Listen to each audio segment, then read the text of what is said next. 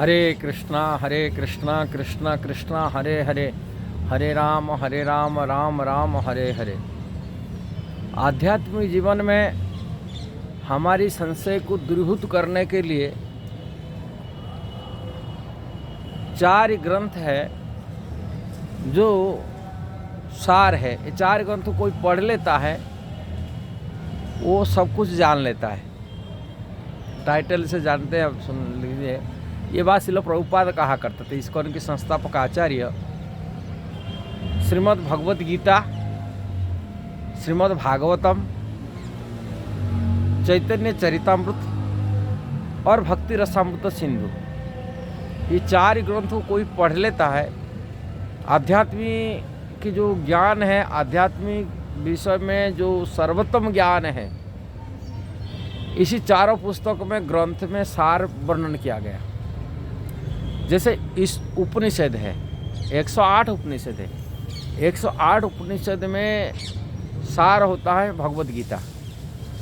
सारी उपनिषद के सार है भगवत गीता। ऐसी 18 पुराण है। 18 पुराण जो इतिहास है, वो पुराण में भगवान की भक्तों की और भगवान की जो सारभूत जो चर्चा है, वो श्रीमद् भागवत में वर्णन किया गया। और ये भागवत को कोई पढ़ लेता है, सारी पुराण का वो पढ़ लिया। पुराण की जो उद्देश्य था भगवान श्री कृष्ण की भक्ति करना और परम भगवान को जानना, अलग अलग पुराण अलग अलग गुण अनुଯାयी वर्णन किया गया। जैसे ही 18 पुराण में 6 सात्विकी पुराण है, 6 राजसिक पुराण है, 6 तामसिक पुराण है। ये संसार में ये 3 गुण से आधार पर सारे जीवात्मा रहते। तमोगुणी रहते हैं, रजोगुणी रहते हैं, सत्वगुण रहते हैं।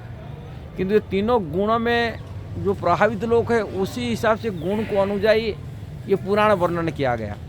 और वो गुण में रह कर के उसी की उन्होंने श्रद्धा रखेगा का गुण के जो स्वभाव होता है, हाँ, ये गुण के अनुଯାयी व्यक्ति उसी स्वभाव अनुଯାयी उनको आकर्षित करता है। उनकी जो व्यवहार, जैसे खान पीन हो कि सुनने का हो, बैठना हो, तमोगुणी व्यक्ति तमोगुण में साथ बैठेगा, उनकी संगति करेगा। रजोगुणी लोग रजोगुण के साथ रहेगा, सत्वगुणी लोग सत्वगुण में रहेंगे।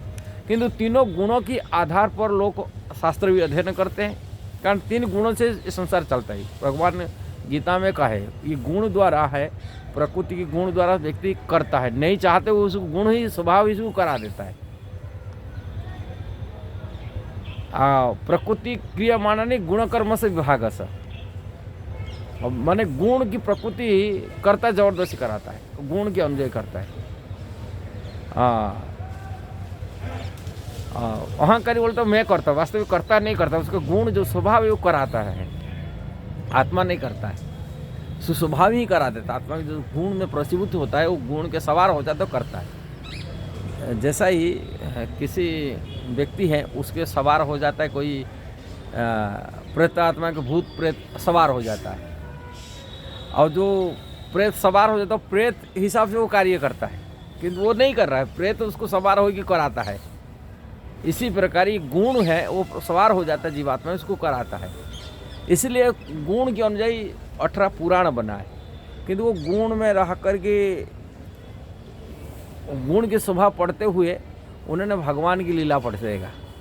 वेदव्यास इतना टेक्निक में बनाया, वो गुण से पढ़ेगा और उसके अंदर में वो भगवान की कथा भी पढ़ लेगा। इसलिए हर पुराण में भगवान राम का, भगवान कृष्ण का लीला कथा वर्णन किया गया। हर पुराण में, ऐसे कोई पुराण नहीं है जहाँ पर राम कृष्ण की कथा नहीं वर्णन किया गया। इसीलिए करा गया, वो पुराण की पढ़ते हुए रजोगुणी व्यक्ति रजोगुण का कथा पढ़ेगा, इसके साथ साथ भगवान लीला कथा पढ़ लेगा पुराण हिसाब से। इसलिए उन्होंने बनाया, ऐसे पुराण बनाया अलग अलग। तमोगुणी व्यक्ति तमोगुणी पुराण पढ़ेगा, उसके साथ साथ भगवान राम कृष्ण की कथा पढ़ लेगा। जब भगवान कृष्ण की कथा पढ़ेगा, वो कृष्ण की कथा सुनेगा, भगवान से आसक्ति हो जाएगा, उनसे प्रेम हो जाएगा। इसीलिए वो पुराण साथ वर्णन किया। किसी प्रकार व्यक्ति राम कृष्ण में उनका व्रति हो जाए, उनका आसक्ति हो जाए, ममता जाग जाए, इसलिए वो पुराण में से अलग अलग पुराण अलग अलग हिसाब से वर्णन किया गया। इसलिए पुराण की किंतु सार देखा जाता है श्रीमद् भागवतम है। सारी पुराण के सारे, उसमें अमल पुराण कहा जाता है। अमल माने मौल नहीं, उसमें कोई रजगुण तमगुण सत्वगुण की चीज़ नहीं, वो परम शुद्ध सत्व स्तर की पुराण है जो गुण से परे है, भागवतम पुराण। ऐसा ही भगवान के जितना अवतार हैं, सारी अवतार की जो सार कहा जाता है, भगवान लीला किए धरती पर, सारी अवतार का सार शिरोमणि भगवान श्री चैतन्य महाप्रभु। वो भगवान का प्रेम के अवतार, प्रेम अवतार कहा जाता है। जैसे भगवान कृष्ण को लीला पुरुषोत्तम कहा जाता है, राम जी को मर्यादा पुरुषोत्तम कहा जाता है, ये प्रेम पुरुषोत्तम कहा जाता है भगवान चैतन्य महाप्रभु की लीला। और वो लीला में भक्ति का जो सारभूत चीज़ सिद्धांत है वो चैतन्य चरितामृत में वर्णन किया गया। इसलिए कहते चैतन्य चरितामृत कोई पढ़ लेता है, उसमें सिद्धांत बात को समझ में आ जाता है, क्या है भक्ति का रहस्य क्या है। जब तक व्यक्ति चैतन्य चरितामृत पढ़ा नहीं, तो आध्यात्मिक का जो सर्वभूत चीज़ है, परिपूर्ण चीज़ है, भक्ति का जो रहस्य है, वो समझ नहीं पाएगा। इसलिए चैतन्य चरितामृत पढ़ लेते सब कुछ जानता है। इससे भी निचोड़ करके एक सारभूत भक्ति का परिपूर्णता, जैसे भक्ति रसामृत सिंधु रूप गोस्वामी महाप्रभु का निर्देश में वर्णन किए, जिसी में पढ़ने से व्यक्ति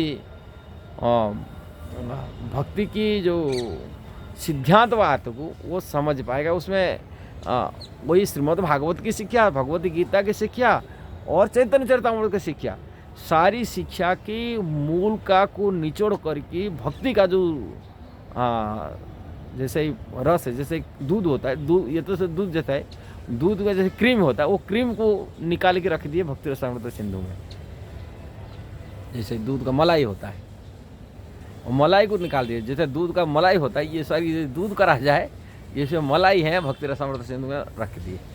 और जो ये चारों ग्रंथ को कोई पढ़ लेगा और समझ लेगा, और उनको भक्ति में आध्यात्मिक हर प्रश्न का उत्तर दे सकता है। भक्ति की जो भी ग्लानि है, जो भी संशय है भक्ति मार्ग में, वो ग्लानि भी दूरीभूत हो जाएगा, और आत्मा के लिए एक अमृत मिल जाएगा, आत्मा की भोजन अमृतपान। भक्ति रसामृत सिंधु अमृत का सागर है। ऐसा ही चैतन्य चरितामृत अमृत, भागवतामृत, हाँ, ये सब मिल जाएगा भक्तों को रस आस्वादन करने के लिए। रसिक भक्तों इसके लिए वह हो जाएगा। इसलिए यही चारों ही सार रूप में इसलिए प्रभुपाद कहा करते थे, इसको जो चारों कोई पढ़ लिया वो आध्यात्मिक तरह सब कुछ जान लिया, और वो समस्त प्रश्न का उत्तर भी दे पाएगा, समस्त संशय को दूरीभूत कर पाएगा आध्यात्मिक तरफ। यदि ये वीडियो आपको सही लगा, जरूर उसको शेयर करना, सब्सक्राइब करना, लाइक कमेंट देना। हरे कृष्णा।